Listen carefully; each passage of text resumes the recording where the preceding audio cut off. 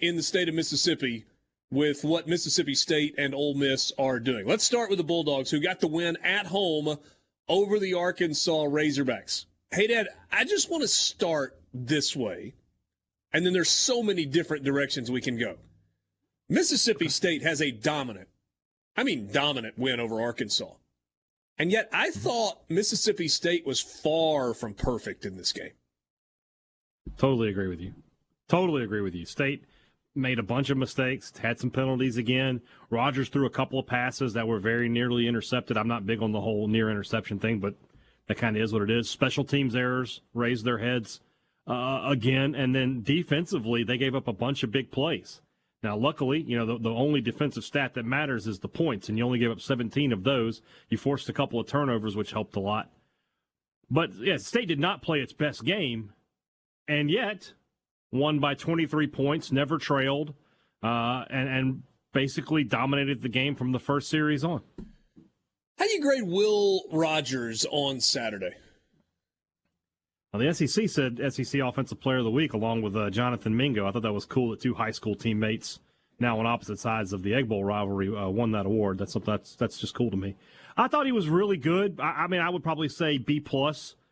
He missed a couple of throws here and there. Like I said, he had a couple of bad ones that he was lucky didn't go the other way. But by and large, he took what was given to him. Arkansas, they decided to come back to Starkville with the same game plan they unveiled 2 years ago.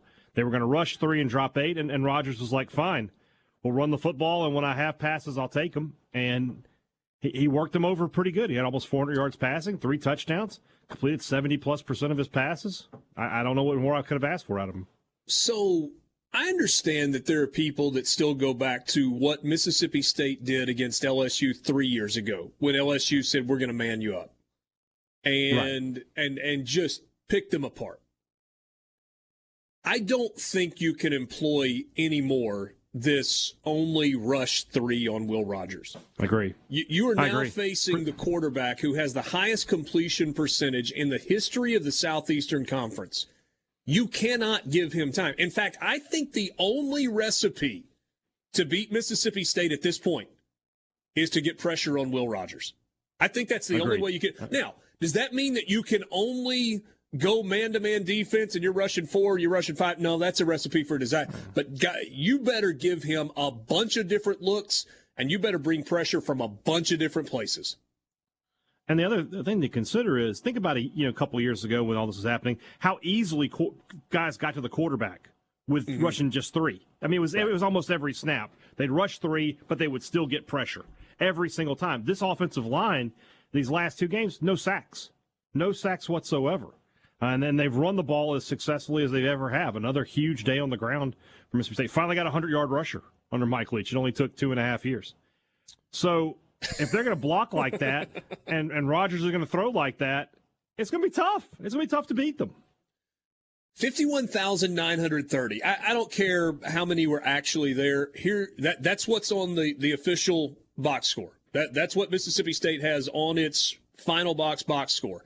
One, I thought the crowd looked a little bigger than that. And number 2. I don't think you're looking at the right one. I'm looking at the Mississippi State. Right. It says 57,849. No. I'm sorry. I stand corrected. That's A&M, isn't it? I had it pulled up against A&M. I'm sorry. I had the wrong one pulled up. There we go. You're good. 57,849. Well, and the point that I was making there was, if that's all that were there, it looked and sounded a whole lot bigger than that. That's almost full. 57,849. That's a really good crowd. Mississippi State fans responded, and it sounded spectacular on television. Yeah, great crowd. I think when you look ahead to next year, one of the biggest spots that were empty are those 2 corners of the east side upper deck. I bet those will be turned into balconies next year and sold the same way they were this year, and you'll get people up there. So, yeah, people responded, and now you have 3 weeks before you have to worry about coming back. Plenty of time to get ready for the 2 huge games with Auburn and Georgia. Yep, those will be the 2 of the final 3 home games for Mississippi State. They got Auburn coming in on November 5th and Georgia coming in on November 12th. Final home game will be against East Tennessee State on November 19th, and then it's the Egg Bowl in Oxford on Thanksgiving night. I want us to spend the majority of our time looking back today. But I don't think we can help but look ahead a little bit. Mississippi State is 5-1. They are 2-1 in the SEC. I spent all of last week thinking that I was going to tell you that I think Kentucky is going to win against Mississippi State in Lexington on Saturday night. And there's a reason. Mm-hmm. It's because I thought Mississippi State was going to be walking into an absolute hornet's nest. I thought Kentucky was going to win against South Carolina. I was wrong about that. I do think it'll still be a good Saturday night environment. I just don't think Kentucky's good enough to beat Mississippi State with the way the Bulldogs are playing right now. And that's why that line has jumped. It was 3.5 when it opened on Sunday. Now it's 7. Yeah. Obviously, we don't know about Will Levis yet. I would expect him to play at this point. But State's just playing at a really high level. They're playing well in all three phases of the game.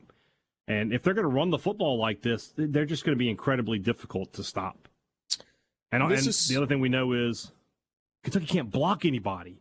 And State is getting pressure on these teams. I really wonder how Will Levis is going to hold up, because I think State's going to bring a ton of pressure against this Kentucky offensive line. You remember Borky late in the Ole Miss game, Kentucky had their right tackle go down, and not the finest moment, Ole Miss fans booing the guy because, they're trying to slow things down at the end of the ballgame. He was hurt. Yeah. Hurt to the point that he couldn't play this past weekend either. And so an offensive line that going into that game 2 weeks ago against Ole Miss had given up 16 sacks, one of their starters was gone, and they got worse on the offensive line. I think Haydad's onto something. But we'll spend so much more time going into the Mississippi State-Kentucky matchup, the Ole Miss-Auburn matchup as the week goes along. Borky, I know you watched every snap of that on Saturday. I did. What was your takeaway? Two things. One, there were a couple of spots where the game felt a little, not dicey, but like Arkansas scored a touchdown late in the first half, and you thought, maybe they got something here. State comes out of the locker room, forces a 3-and-out, scores a touchdown. And then later in the second half, Arkansas scores, and State immediately responded with a touchdown. Yeah. So even when things got a little uncomfortable, it's like they turned it on again and kept the distance. And I was surprised, too, that Arkansas didn't go with clearly the better athlete at quarterback to alleviate some of the pressure issues. I mean, he was the better player, better passer, everything, but it didn't matter. I mean, it should be encouraging for State fans that 2 weeks in a row, you were the better football team and you were at home. And you weren't perfect, but you played well and were in control against two division opponents 2 weeks in a row. How many times this offseason did we talk about the inconsistencies of a Mike Leach coach team? Yeah, they'll get up and beat somebody, and then they'll have a letdown the next week. They'll go to Tiger Stadium and beat LSU, but then they'll do all this stuff. And yes, they do have that loss to LSU. I'm talking about 2020, but that's multiple division games in a row where you thought, look, if State plays well, they're going to win. They're the better football team. And not only did they play well, they controlled everything. From start to finish in that game, yes, Arkansas is down kind of bad right now, but that's still significant. Let's look at the numbers from Saturday for Mississippi State and their win over Arkansas. We'll do that coming up next. This is Sports Talk Mississippi. I've just got a stat of the day for you right now. It's a Will Rogers stat. And by the way, there are a bunch of them. Like, you want to start doing a stat dump on Will Rogers, it will take you a while. I think this one is good. Will Rogers is averaging 1 interception per 94 pass attempts. Is that good? 3 interceptions. Well, what's funny on about that? 282 pass attempts.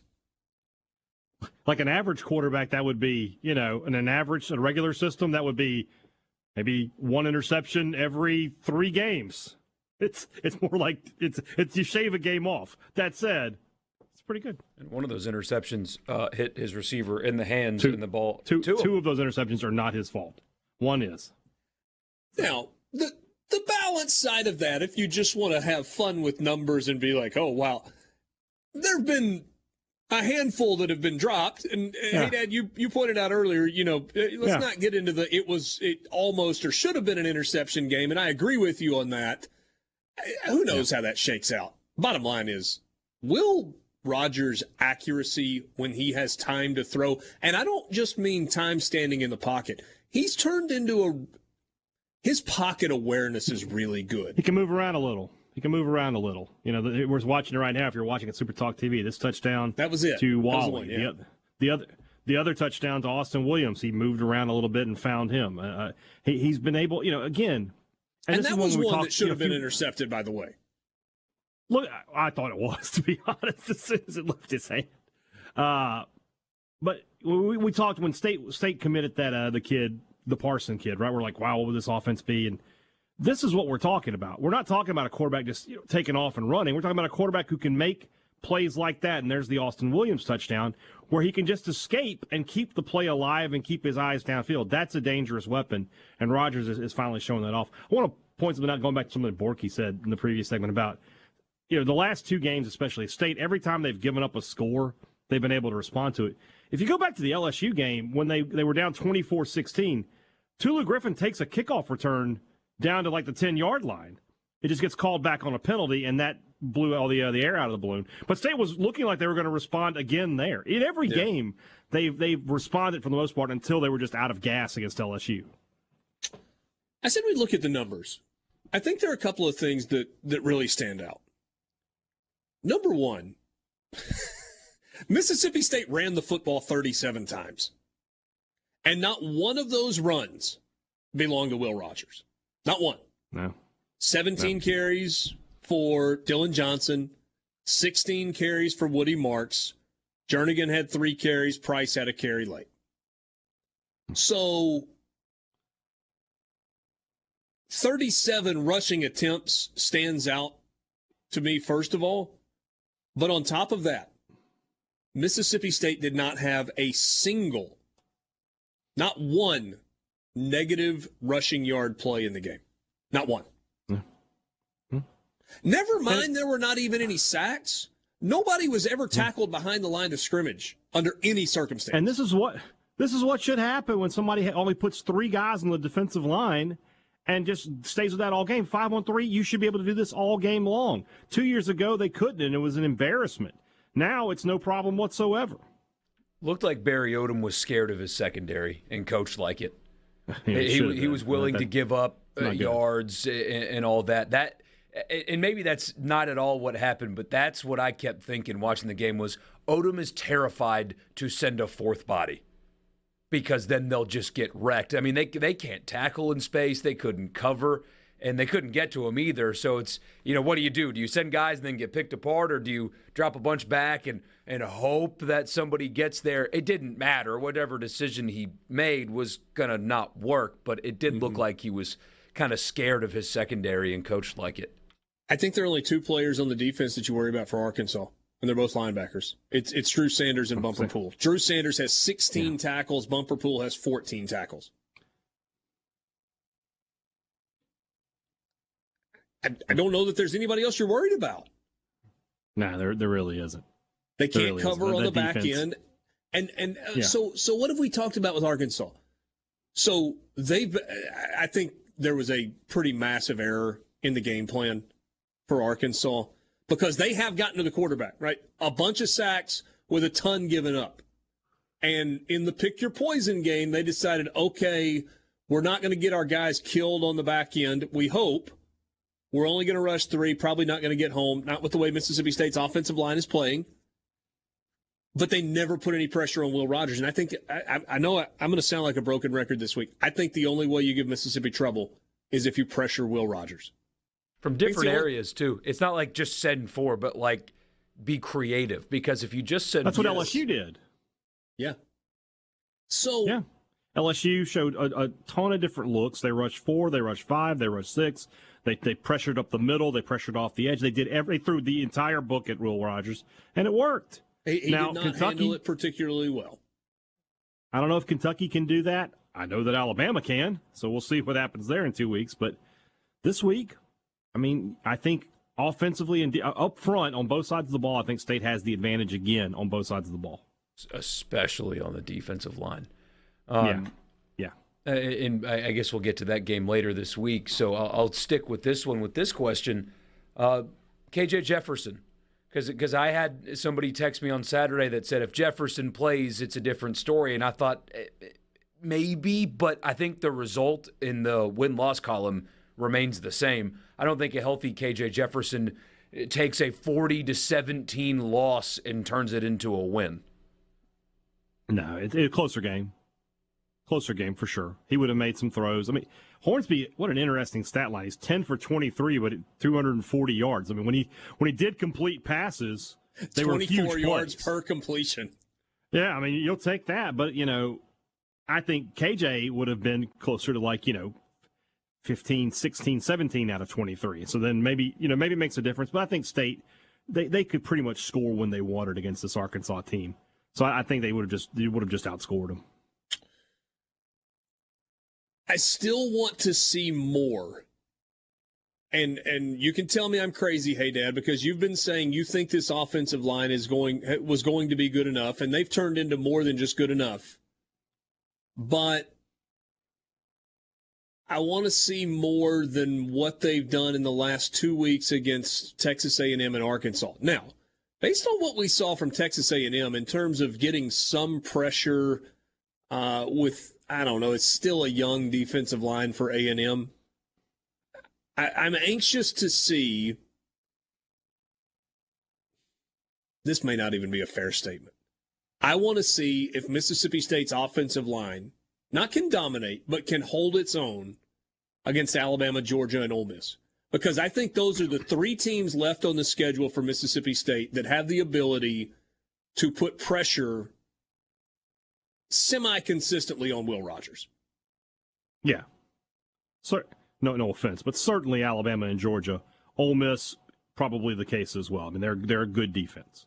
Yeah. So I mean, they're giving up 14.5 points per game. That's third in the SEC. Auburn's defensively. Auburn is not awful. They've got a first-round pick that plays up front at Auburn. Yeah, Derek Hall's a beast. Yeah, they got guys there. So yeah, that's the real test is coming for State, no question. The three biggest games on the schedule are coming up, and that'll determine good season from great season. But right now, like you said, they're playing at a very high level. But yeah, you do want to see consistency. You want to, and you have the big question: what are you going to do when Dollar Bill is ready to play? Do you try to fix what ain't broke, or do you bring him back? And I don't know what you do there. I would not. Jason Columbus says he's been Wally pipped. You don't change a thing. I really feel like that. I don't know what you can do. I hate it for him, but I don't know what you can do. I wouldn't make a change. You do nothing. That's what you do. You just keep on playing. Tony and Clara from an Ole Miss fan and supporter, State looks really good with a couple of exclamation marks. When they add consistency, they'll be tough for anyone. See, I think they're in the process of doing that. I mean, if consistency is what you're looking for, then maybe you are anxious to watch this Saturday. Yeah, what an opportunity Saturday night is. Yeah, you make it 3 in a row against teams that, crazy enough, all three of these teams will have been in the top 10 at some point this year.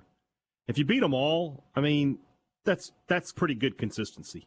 Yeah. You're 6-1 at that point. You feel really good about getting 8 wins, beating Auburn and East Tennessee State, and then it's those other 3 games. You know, what do you do against Georgia, Alabama, and Ole Miss? That determines everything else. I want to push back on a message from Hunter, and there's a reason. He says the Ole Miss defensive stats will probably look different when they start playing teams with a pulse. Maybe. But, Hunter, we're halfway through the season and they're undefeated and they're giving up an average of 14.5 points per game. At some point, the defense deserves some credit. They've been really good. In the same way that I have no tolerance for, well, Mississippi State played Arkansas without KJ Jefferson. Well, injuries happen in football and sometimes you catch breaks. You just play the schedule that you have. And the schedule that Ole Miss has was perfect for what was a young and new team coming into the season. And the schedule that Mississippi State has played, well, it's helped them get to 5-1 on the year with a chance to get to 6-1 on Saturday night.